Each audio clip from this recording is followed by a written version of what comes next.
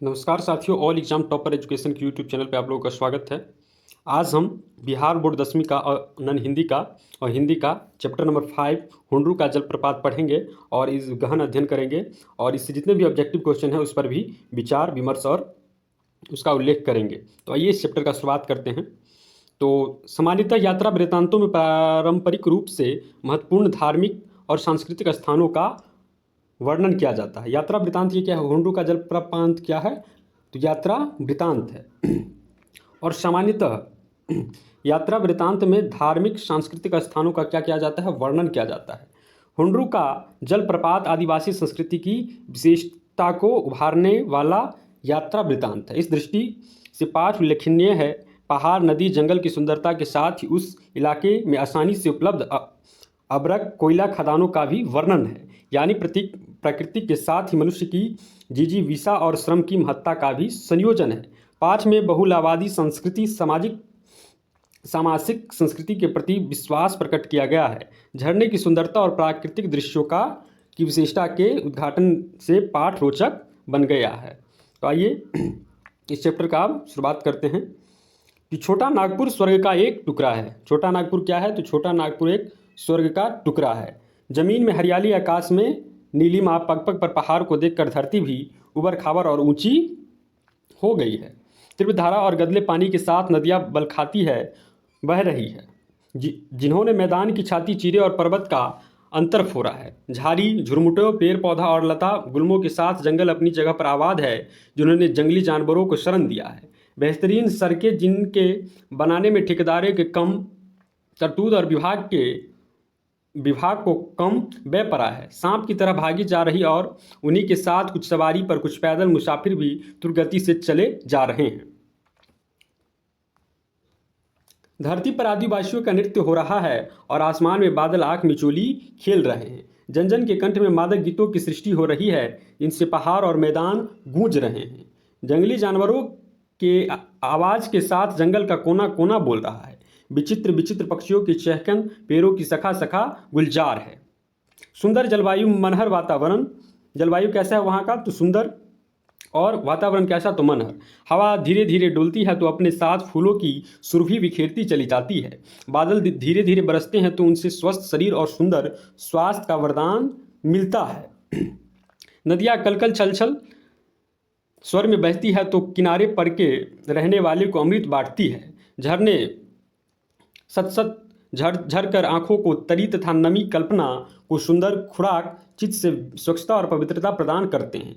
खानों में कोयला, अबरख, जंगल में तरह तरह की लकड़ी, फूल, फुनगियों पर नाचती तितलियाँ, फल भार से झुके जा रहे पेड़, शोभा संपन्न अवर्णीय घाटियाँ, सुषमा की दर्शनीय नदियाँ, हरित वाले मनमोहक मैदान, मन पर जादू जैसा असर करने वाला पर्वत, मस्त निवासी, इन सब के साथ यह छोटा नागपुर है।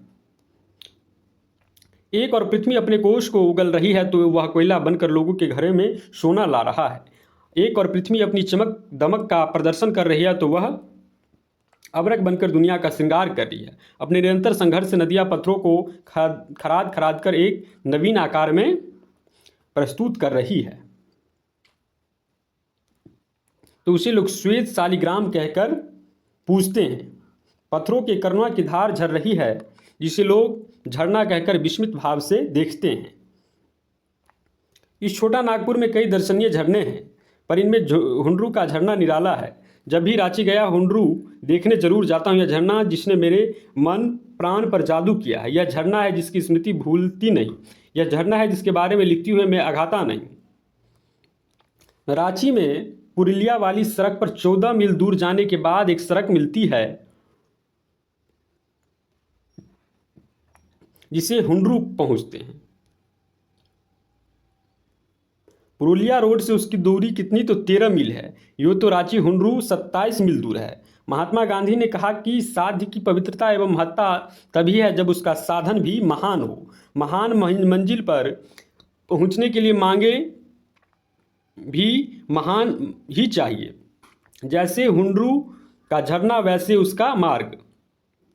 रांची से चलने वाले मुसाफिर को झरना पहुंचने एक ऐसे सुंदर सुंदर मैदान मिलते हैं कि वहाँ थोड़ी देर ठहर कर टहलने की इच्छा होती है। ऐसे जंगल दिखाई पड़ते हैं जिनकी विभीषिका शायद बाघ को भी डर लगता हो, और बीच बीच में पहाड़ी, उस पर झाड़ी, सब दर्शनीय, सब वर्णनीय। चूंकि महीना अगस्त का था, इसीलिए धान की क्यारी भी क्यारी हरियाली थी, बलखाती सड़क जिस पर चलने पर आनंद आए।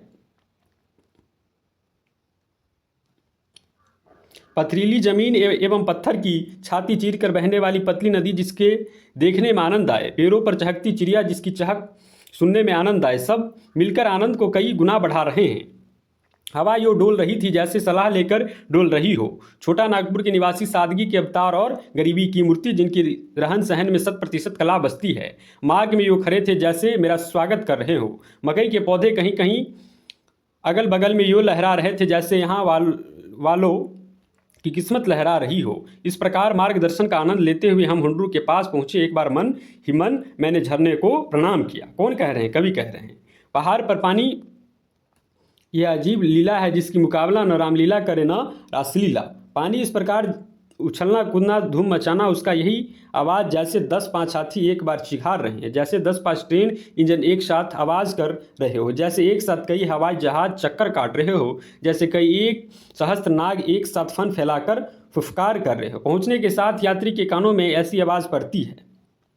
और अब झरना देखने लगा। वातावरण की पवित्रता ऐसी कि मालूम होता है मानो हम देवलोक में के समीप पहुंच गए। है क्या यह? युग युग से पानी का आघात, पत्थर की बर्दाश्त, और यूं एक प्रकार से यह पत्थर की क्षमता का प्रदर्शन। पर एक पत्थर ऐसा भी जिसकी छाती को चीर कर पानी निकलता है। ये एक प्रकार के यह जल की क्षमता का प्रदर्शन है जिसके सामने पत्थर भी मात है। हाँ, पत्थर मात है करुणा के सामने, प्रेम के सामने, जिसके अपार बल के स्वरूप पत्थर की छाती से धारा फुटती है। पत्थर की आंख से आंसू निकलते हैं और पत्थर का कलेजा पिघल जाता है। पहाड़ पर नदी का यह खेल है। यह नदी है स्वर्ण रेखा, जिसके उद्गम से 50 मील आगे आकर हुंडरू का यह झरना है। ये आपका ऑब्जेक्टिव क्वेश्चन में पूछ सकता है कि स्वर्ण रेखा जिसके उद्गम से 50 मील आगे क्या है, तो हुंडरू का झरना है। स्वर्ण रेखा नदी रांची, धनबाद, सिंहपुर एवं बालासार जिले से होकर बंगाल की खाड़ी में गिरती है। नदी जहां पहाड़ को पार करने की चेष्टा में पहाड़ पर चढ़ती है, वहां पानी की कई धाराएं हो जाती है, और जब उसकी सब धाराएं एक होकर पहाड़ से नीचे गिरती है, एक विचित्र दृश्य दिखलाई देता है। यही झरना जिसकी ऊंचाई 243 फुट है। उजला पानी ऐसा प्रतीत होता है कि पानी के चक्कर और भंवर में फीस कर पत्थर का सफ़ेद चूर्ण गिर रहा है। कभी ऐसा ही मालूम होता है कि रुई धुनने वाला अपनी धुनकी पर रुई धुनकर ऊंचे बैठा हुआ गल्ले को नीचे गिरा रहा है।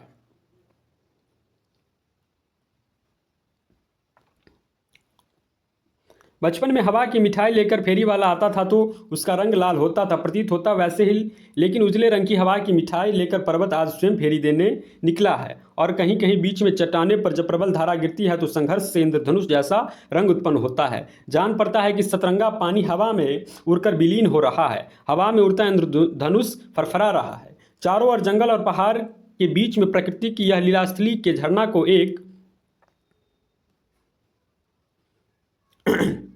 और का जंगल, रांची में एक और का जंगल, हजारीबाग में, और बीच में झरना बह रहा है। मानो उसका यह संदेह हो कि वह सबके लिए है, सबका कल्याण उसका उद्देश्य है। वह न रांची का है न हजारीबाग का, बल्कि सबका।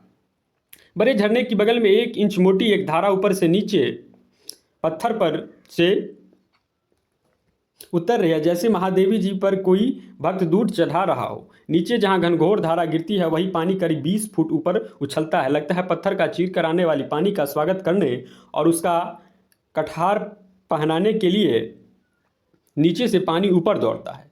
मेरा मित्र कहते हैं कि शिव जी की बरसात शायद इस राह से गुजरी थी। उसका स्वागत करने को पर्वत ने इस गुलाब पास का प्रबंध किया था। वही गुलाब पास शाश्वत होकर अभी भी झर झर कर रहा है। स्वयं झरने से भी ज़्यादा खूबसूरत मालूम होता है झरने के आगे की घाटी का दृश्य। पहाड़ों के बीच एक पतली सी नदी बहती है, जैसे थर्मामीटर में एक पतला पारा हो। आगे भी एक पहाड़ मालूम होता है। ज्ञात होता है पहाड़ नदी को ललकार रहा है कि यहाँ से तुम किसी प्रकार पार होकर मेरे आगे जा सको तो जानो। यहाँ पर नदी यूँ दिखाई देती है जैसे नदी के इर्द गिर्द पत्थरों का आबार लगाकर उस पर झाड़ी उगाई गई हो। प्रकृति या परमात्मा ने अपने हाथ से यह सब किया होगा, अन्यथा मनुष्य जाति में इतनी सामर्थ्य कहाँ। सैकड़ों वर्षों में भी मानव के प्रयत्नों से शोभा के इस विशाल वैभव की सृष्टि कठिन है। पहाड़ के ऊपर से एक पतली सी पगडंडी के नीचे गई है और उसके सहारे हम भी कई बार नीचे गए हैं। नीचे जाकर हम अनीस में कुछ देर इस शोभा में अपनी आंखें की प्यास बुझाते रहे हैं। यह शोभा, यह छटा, यह दृश्य, यह इतना बड़ा प्रपात जहां 243 फुट से पानी नीचे गिरता है। बीच बीच में चट्टानों की वजह से हुंडरू की शोभा बिखर जाता है। पानी कुछ पीलापन लिए हुए और ये सरसराता हरहराता गिरता है कि कुछ भयंकर मालूम पड़ता है। जो में ये यहाँ पानी गिरता है बिल्कुल सफ़ेद, और यह भयंकरता भी उसमें नहीं है। वह मधुई और कोमताल से ओतप्रोत जान पड़ता है। यहाँ का पानी निरंतर संघर्ष के साथ चट्टान पर गिरता है, मानो आग की सृष्टि करता है जिसका धुआं बराबर ऊपर उड़ता रहता है। हुंडरू का पानी कहीं सांप की तरह चक्कर काटता है, कहीं हरीन की तरह छलांग भरता है और कहीं बाघ की तरह गरजता नीचे गिरता है। सारा पानी एक जगह सिमट कर जहाँ नीचे गिरता है उस जगह इसका रूप बहुत विशाल और भयंकर हो गया है। उस जगह हाथी भी जाए तो धारा के साथ कहाँ चला जाए इसका पता मिलना मुश्किल है। इसके बाद धीरे धीरे मंथर गति से इसका पानी नदी के रूप में, जिसको देखने के लिए दिन रात दर्शनार्थियों का तांता लगा रहता है। यहाँ इंडस्ट्रिक्ट बोर्ड की ओर से एक बंगला बनवा दिया गया है, लेकिन खाने पीने के सामान का यहाँ भी अभाव है। हुंडरू प्रपात की भीड़ और चीज़ों का अभाव देखकर ख्याल आया कि यहाँ के लोग सचमुच अव्यवहारिक हैं। अगर किसी दूसरी जगह ऐसा झरना होता तो वहाँ के लोग इसके पास दुकान वगैरह सजाकर अपने लिए आय और दूसरे के लिए सुविधा की व्यवस्था कर देते। धन्य हुंडरू, जिस युग से किस महाकवि की वाणी, किस संगीत की स्वर लहरी और किस प्रेमी को रुदन ध्वनि से पिघलाकर यह पाषाण बह रहा है, यह कह सकना असंभव है। पत्थर का स्थल जैसे पिघल कर बह रहा है, वैसे यदि मनुष्य का अंतर ज्वलित होकर बहने लगता तो संसार से कलह, कपट, स्वार्थ, छीना झपटी का अंत हो जाता। यही दो तरह के पत्थर देखने में आए। एक वह पत्थर जिसका अंतर फोड़ कर विशाल झरना झर रहा है, और वह एक पत्थर जिस पर न जाने किस युग से पानी की यह धारा गिर रही है, पर वह जरा से विचलित नहीं होता, ज्यों का त्यों खड़ा रहता है, घिसता भी नहीं, धंसता भी नहीं, खिसकता भी नहीं। 243 फुट पर का यह प्रपात निराला है। सुंदरता यहाँ साकार हो गई और वर्णित शक्ति को यहाँ और भावों की कमी हो गई है। विचित्र शोभा है जो कभी पुरानी नहीं पड़ती, और धन्य प्रपात जो सदा एक सा बह रहा है। अविरल और अविचल दोनों का उदाहरण यहाँ एक बार में ही उपस्थित है। दानी दान करता है तो गुमान करता है, पर युग युग से न जाने कितना पानी यह पहाड़ दान कर चुका, इसका कोई अभिमान नहीं। अंधे आवाज़ सुन ले तो प्रवाह का अंदाज लगा ले, और बहरे प्रवाह देख ले तो आवाज़ का अंदाज लगा ले। समुद्र गंभीरता के लिए प्रसिद्ध है तो यहाँ हुंडरू अपनी चपलता के चलते मशहूर है। किंवदंती यह है कि इस हुंडरू से 7 मील पर कुछ लोगों को एक प्रपात देखा जो इससे कई गुना बड़ा है, पर वहां जाने का रास्ता इतना विहीर, घनघोर और भयंकर है कि जंगल के उस भाग में पहुंच सकना दुश्वार। अगर बात सही है तो जंगल विभाग की उसका ठीक पता लगाकर वहां तक मार्ग निर्माण कर देना चाहिए, जिससे वह प्रपात भी जनता के सामने आ सके। जो भी हुंडरू दर्शनीय है, इसकी याद भूलने की नहीं। कितने दिन गुजर गए, लेकिन पानी आंखों के सामने उसी प्रकार उछल कूद कर मचा रही है। और हुंडरू का जलप्रपात के लेखक हैं कामता प्रसाद सिंह।